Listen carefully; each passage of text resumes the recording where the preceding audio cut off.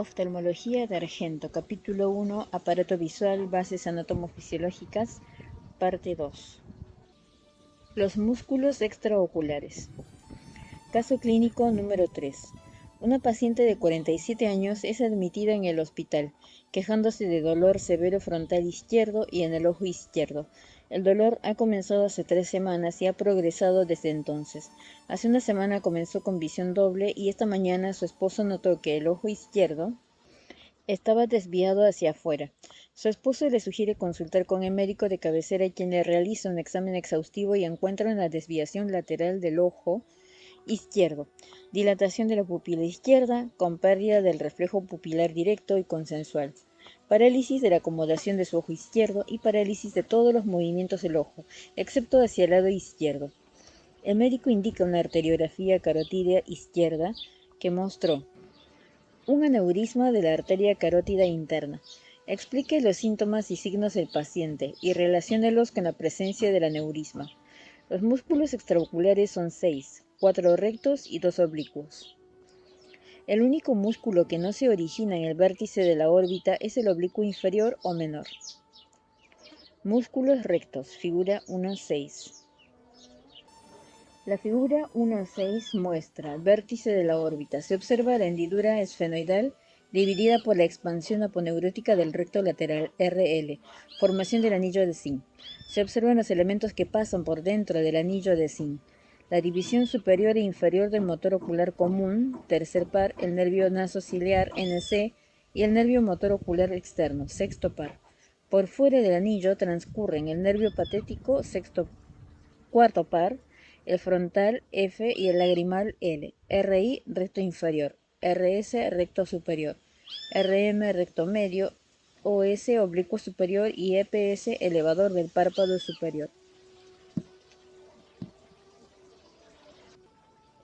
Músculos rectos. Se originan en un engrosamiento del periósteo o tendón común, anillo de zinc.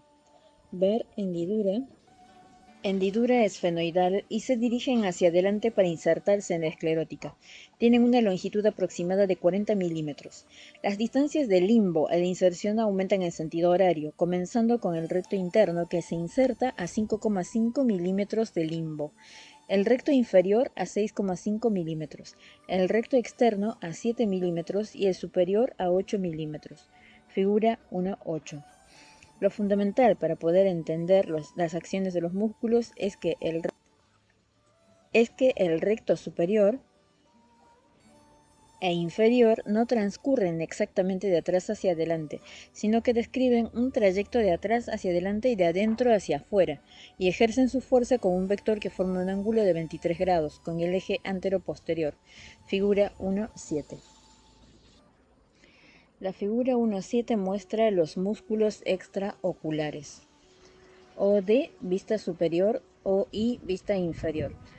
Observar el ángulo formado por el eje del músculo con el eje antero-posterior del ojo para entender las acciones musculares.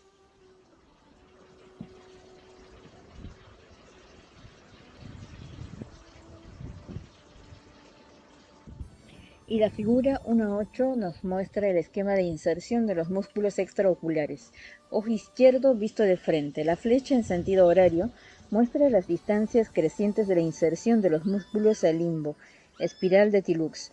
Las líneas muestran la longitud de los tendones recto medio 3,7 milímetros, recto inferior 5,5 milímetros, recto lateral 8,8 milímetros y recto superior 7,7 milímetros. Músculos oblicuos. Músculo oblicuo superior o mayor. Ver figura 1.7. Es el más largo y delgado. Se origina en el vértice de la órbita a nivel del cuerpo del esfenoides. Ver figura del vértice de la órbita. Se dirige hacia adelante transformándose en un tendón redondeado que pasa a través de una polea fibrocartilaginosa, polea del oblicuo mayor, que se inserta en una pequeña depresión que está situada a 4 milímetros por detrás del reborde orbitario. Ver techo de órbita y anatomía de superficie. Desde allí el músculo se dirige hacia atrás y afuera, pasa por debajo del músculo recto. recto superior y se inserta en forma de abanico en la esclera posterior al ecuador del ojo. Músculo oblicuo inferior o menor. Ver figura 1.7. Es el único músculo extraocular que no se origina en el vértice de la órbita. Se dirige desde adelante hacia atrás, se inserta en el piso de la órbita, lateral al canal lacrimonasal, y desde allí se dirige hacia atrás y afuera. Pasa por debajo del recto inferior y se inserta en la parte posterior y externa del ojo. Es muy importante para entender las acciones oculomotoras de estos músculos saber que ambos oblicuos ejercen su acción traccionando con un vector que forma un ángulo de 53 grados con el eje antero-posterior. Ver figura 1.10. En la figura 1.10 se muestra el esquema de ley de los músculos antagonistas, ley de Sherrington. Ojo izquierdo. Al solicitar al paciente que mire hacia la derecha, se contrae el recto interno, músculo aductor, y se relaja el recto externo. Músculo abductor. Obsérvese los potenciales de acción en el electromiograma del recto medio, RM, y los de inhibición del recto externo, RL.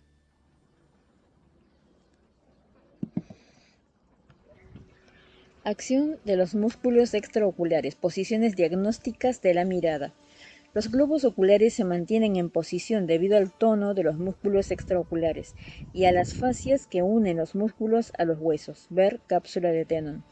La posición de reposo se denomina posición primaria, cuando la mirada se dirige derecho hacia adelante.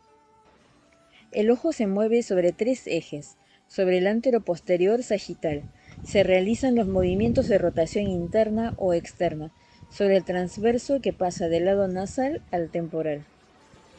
Elevación o depresión y sobre el eje vertical. Aducción hacia adentro o abducción hacia afuera. Movimientos monoculares, ducciones. Los movimientos de cada ojo por separado se denominan ducciones. Abducción, movimiento hacia afuera, aducción hacia adentro.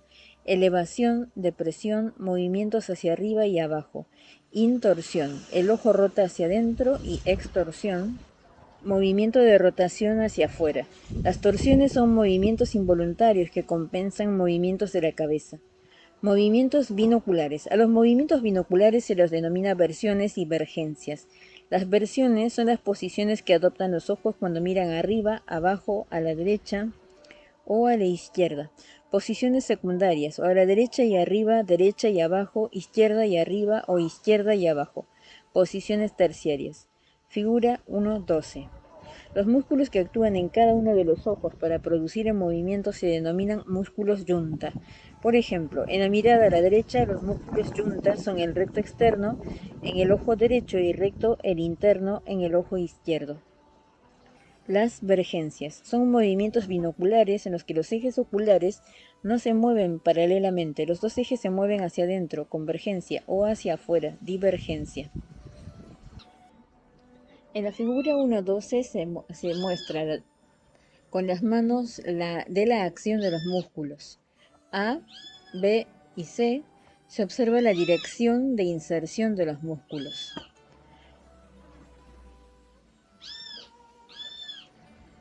A, B y C. Se observa la dirección de inserción de los músculos. D, acción de los rectos al mirar hacia afuera.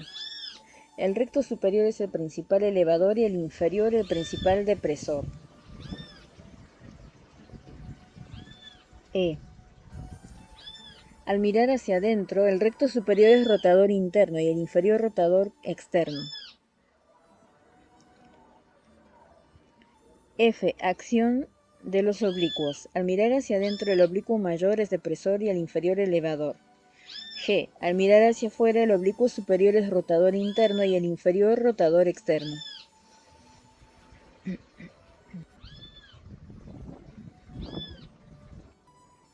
Las vergencias son movimientos binoculares en los que los ejes oculares no se mueven paralelamente. Los dos ejes se mueven hacia adentro, convergencia, o hacia afuera, divergencia. Leyes de inervación de los músculos extraoculares.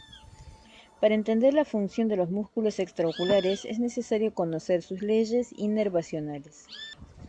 Ley de los músculos antagonistas, ley de Sherrington.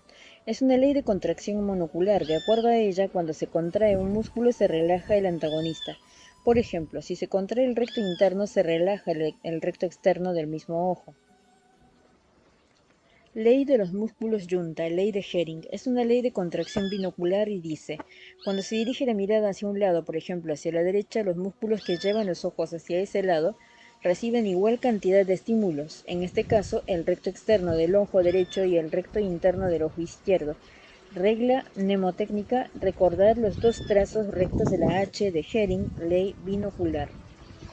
Basándonos en las consideraciones anatómicas y los ejes sobre los que se mueven los ojos, analizaremos las acciones de los músculos extraoculares. Es fundamental tener en cuenta que la acción de algunos de los músculos extraoculares, los rectos verticales y los oblicuos, varía según la posición en que se encuentren los ojos. Rectos horizontales, externos e internos. La acción fundamental de los rectos medios o internos es la aducción, y la de los rectos laterales o externos es la abducción. Recto superior e inferior. La acción principal de estos músculos es la elevación y depresión, pero la importancia de esta acción varía según la posición del globo ocular.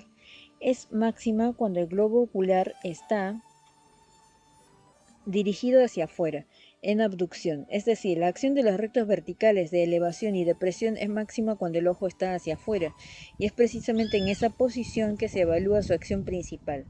Posición diagnóstica. Esto se explica, como recordamos de anatomía, porque el eje de los músculos forma un ángulo de 23 grados con el eje antero-posterior, y entonces cuando el ojo está mirando hacia afuera, 23 grados tiene su máxima acción de elevación o depresión, pues coincide el eje del músculo con el eje anteroposterior del globo ocular.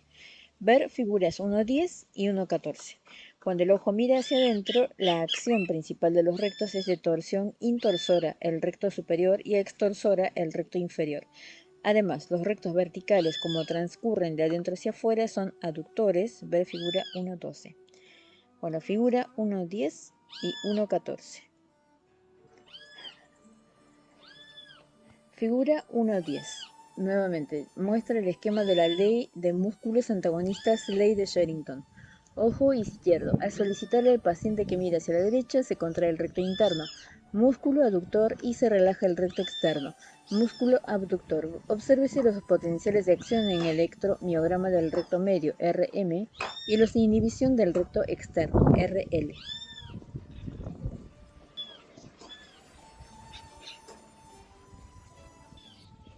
La figura 1.14 muestra esquema del párpado, espesor y borde libre con los elementos anatómicos más importantes.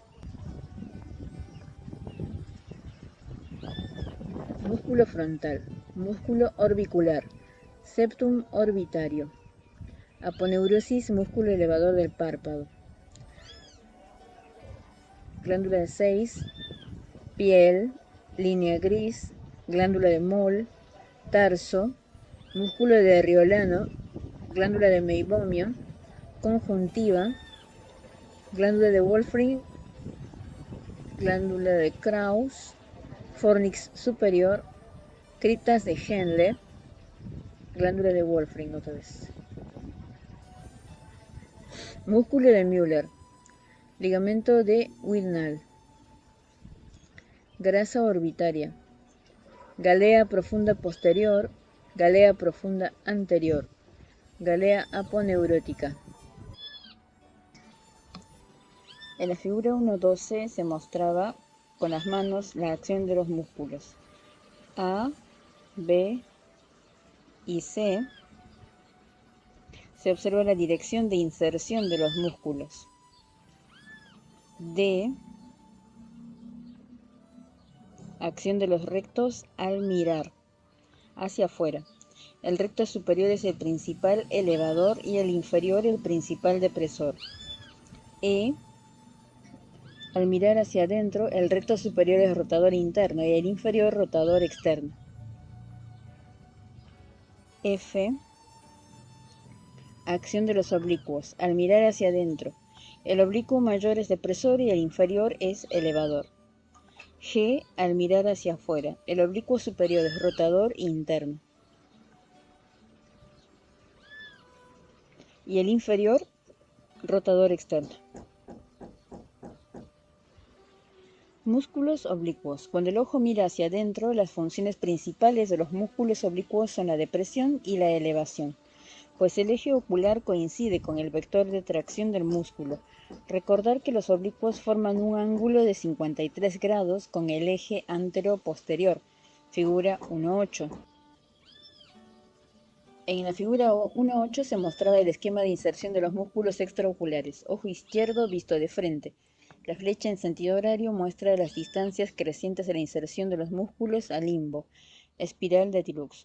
Las líneas muestran la longitud de los tendones recto medio 3,7 milímetros, recto inferior 5,5 milímetros, recto lateral 8,8 milímetros y recto superior 7,7 milímetros. El oblicuo superior que hace su fuerza desde la polea y se inserta en la zona superior, externa y posterior del ojo, lo lleva hacia abajo, y el oblicuo inferior que tracciona desde el piso de la órbita, región antero-interna, se inserta en la zona inferior y posterior-externa del globo ocular, llevándolo hacia arriba. Cuando el ojo mira hacia afuera, el oblicuo mayor o superior es fundamentalmente intorsor y el menor o inferior es extorsor, pues traccionan casi perpendicularmente al eje ocular. Ver figuras 1.8, 1.8,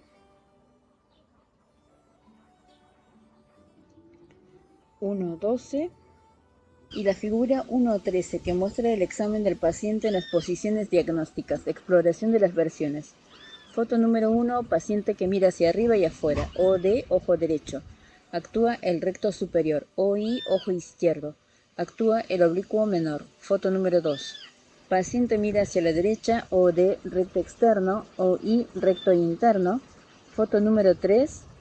Paciente mira hacia abajo a la derecha, OD, recto inferior, OI, oblicuo mayor. En la fotografía del centro se observa la posición primaria. Practiquen las posiciones diagnósticas de las fotografías de la derecha. Los músculos oblicuos son también músculos abductores, pues traccionan hacia adelante del cuadrante póstero externo del ojo, llevándolo hacia adentro y a la córnea hacia afuera. Caso clínico número 3. Resolución. El severo dolor en la frente y en el ojo izquierdo está dado por la irritación del nervio oftálmico por un aneurisma del seno cavernoso.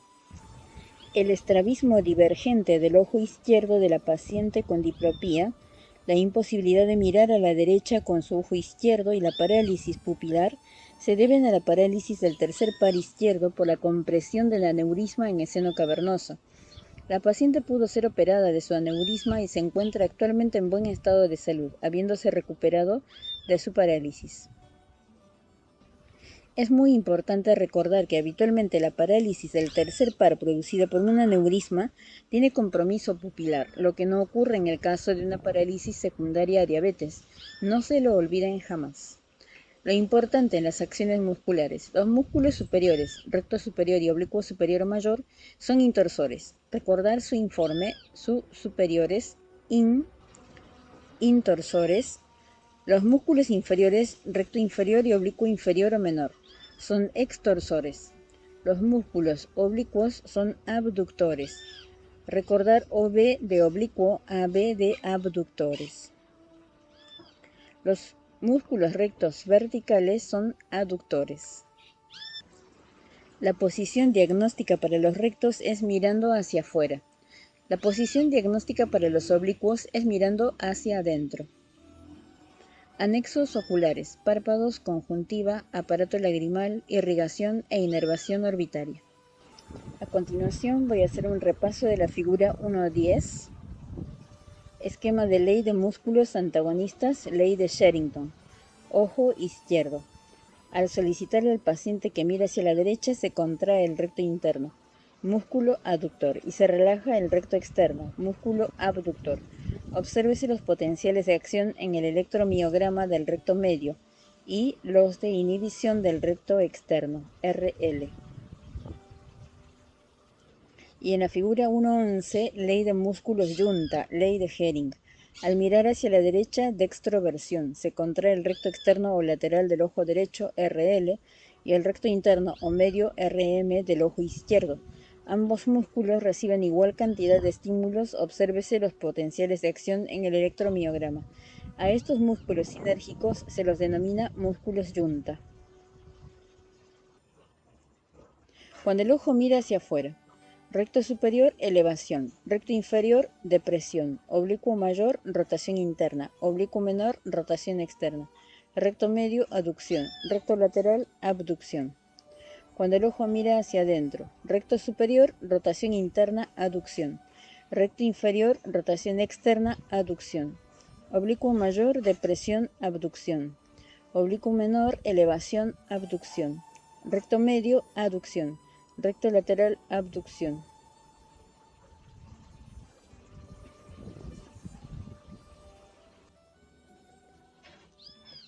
Anexos oculares, párpados, conjuntiva, aparato lagrimal, irrigación e inervación orbitaria. Párpados. Caso clínico número 4. Un paciente de 20 años, estudiante de medicina, concurre a su médico clínico porque tiene dolor en el párpado inferior izquierdo. El examen revela un área indurada en el margen del párpado. Mirando con buena luz y una lupa, el médico observa un punto amarillo en el centro del área inflamada que indica que el absceso está cerca de supurar. Delicadamente vierte el párpado y no advierte edema en su parte posterior. ¿Cuál es su diagnóstico? ¿Cuáles son las estructuras anatómicas involucradas? Caso clínico número 5. Un paciente de 40 años se queja de una tumoración no dolorosa del párpado superior de su ojo izquierdo. Interrogado por su médico, dice que la tumoración le salió hace 2 años y aumentó gradualmente de tamaño y que en algunas ocasiones tiene visión borrosa. El examen muestra una tumoración de 3 milímetros de diámetro que hace cuerpo con el párpado. Vertiendo el párpado, el área de conjuntiva que está en la zona de la tumoración es de color rojo oscuro. ¿Cuál es el diagnóstico más probable? ¿Qué estructura anatómica está involucrada? Si se infecta, ¿para dónde tenderá a drenar? ¿Por qué tiene visión borrosa? ¿En qué cara del párpado debería realizarse la incisión para extirparlo? Los párpados son dos repliegues musculocutáneos que protegen al ojo de traumatismos y de la luz excesiva. También contribuyen a la distribución de las lágrimas sobre la superficie anterior del ojo. Cuando el ojo está cerrado, el párpado cubre enteramente la córnea. Cuando está abierto y mira hacia adelante, el párpado superior cubre el margen superior de la córnea. En el niño deja una pequeña porción de la esclera visible. La hendidura palpebral mide entre 27 y 30 milímetros de largo y entre 8 y 11 milímetros de alto. La altura de la hendidura palpebral se puede modificar en distintas enfermedades. Enfermedad tiroidea, miastenia gravis, síndrome de Horner, parálisis facial, parálisis del tercer par. La lectura de este capítulo y el de patología palpebral dará explicación a estos fenómenos. En la parte externa, los párpados están en ocular. En la parte interna se observa una pequeña protuberancia, la carúncula. Por dentro de la misma existe un pliegue de la conjuntiva, el pliegue semilunar.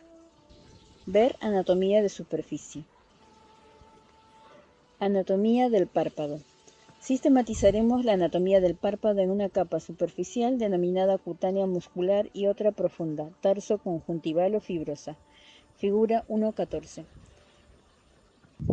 En esta figura 1.14 se muestra el esquema del párpado, espesor y borde libre con los elementos anatómicos más importantes. Músculo frontal, músculo orbicular, septum orbitario, aponeurosis, músculo elevador del párpado, glándula de Sayce, piel, línea gris, tarso, glándula de Moll, músculo de Riolano, glándula de Meibomio, conjuntiva, glándula de Wolfram, criptas de Henle, fornix superior, glándula de Krauss, músculo de Müller, ligamento de Wienald, grasa orbitaria, galea profunda posterior, galea profunda anterior, galea aponeurótica. Figura 1.14. Capa superficial cutáneo muscular. Está formada por la piel del párpado, que es muy fina, el tejido subcutáneo muy laxo y por debajo el músculo orbicular, que es un músculo estriado inervado por el séptimo precraneano. El músculo orbicular tiene como función cerrar los párpados en forma voluntaria y refleja. Uno de los estímulos más importantes que desencadenan el reflejo es la sequedad corneana, y justamente tiene como finalidad que el parpadeo mantenga el film precorneal bien distribuido. Reflejo trigeminofacial. Otra función importante del músculo orbicular es contribuir a la circulación de las lágrimas. En efecto, cuando se contrae su inserción medial, tracciona la pared del saco lagrimal por intermedio de la fascia lagrimal, aumentando la presión negativa en él, contribuyendo de esta manera a la circulación de las lágrimas que van desde el film precorneal a los puntos lagrimales. Luego las lágrimas siguen por los canalículos, el saco lagrimal, el conducto lacrimonasal y por último las fosas nasales. Capa tarso conjuntival o fibrosa. Está formada por una lámina fibrosa. En la periferia es el septum orbitario, el que se inserta en el reborde orbitario y en el centro, los tarsos superior e inferior. El tarso superior es mucho más grande que el inferior. Dentro de los tarsos están las glándulas de meibomio, 20 o 25 en cada párpado. Son glándulas sebáceas modificadas. Cuando se vierte el párpado pueden ser vistas a través de la conjuntiva tarsal, que es la parte de la conjuntiva que cubre la parte posterior del tarso. Ver anatomía de superficie. Músculos en relación con la capa tarso conjuntival. Elevador del párpado superior. En el párpado superior se inserta, a diferencia del párpado inferior, un músculo estriado potente, el elevador del párpado. Su inserción proximal es en el vértice de la órbita, en el ala menor del esfenoides, por encima del canal óptico. Ver figura vértice de órbita, recorriendo la órbita hacia adelante e insertándose en forma de aponeurosis. La aponeurosis atraviesa el septum orbitario y se inserta en la cara anterior del tarso. Algunas fibras se insertan en la piel y son responsables del surco palpebral. Surco horizontal en el párpado superior. También divide la glándula lagrimal en una porción pequeña, palpebral, y otra más grande, orbitaria, ver glándula lagrimal. Desde la parte inferior de la aponeurosis sale un músculo liso, el músculo de Müller, que se inserta en la parte superior del tarso. Inervación. El elevador del párpado está inervado por la rama superior del tercer par y el músculo de Müller por el simpático cervical. Nota clínica. Esto explica la ptosis y la apertura palpebral aumentada en el síndrome de parálisis y excitación del simpático, respectivamente. Margen palpebral. Tiene aproximadamente 2 milímetros de espesor y 30 milímetros de largo. Sobre el borde libre, aproximadamente a 6 milímetros del canto interno, se encuentra una prominencia, el tubérculo lagrimal, que divide al borde libre en dos porciones, A, interna, medial o lagrimal, carente de pestañas, en cuyo espesor se encuentran las vías de drenaje, punto lagrimal y canalículo, y B, la externa auxiliar. En esta porción se pueden distinguir de delante hacia atrás tres estructuras alineadas. Ver figura de borde palpebral, ver anatomía de superficie. Línea de las pestañas. Nacen en 2 o 3 líneas. Las del párpado superior son más largas y numerosas, 150 contra 75 en el párpado inferior. En los folículos pilosos desembocan glándulas sebáceas denominadas de 6. Entre los folículos existen las glándulas sudoríparas modificadas de Moll. Ver figura 1.14.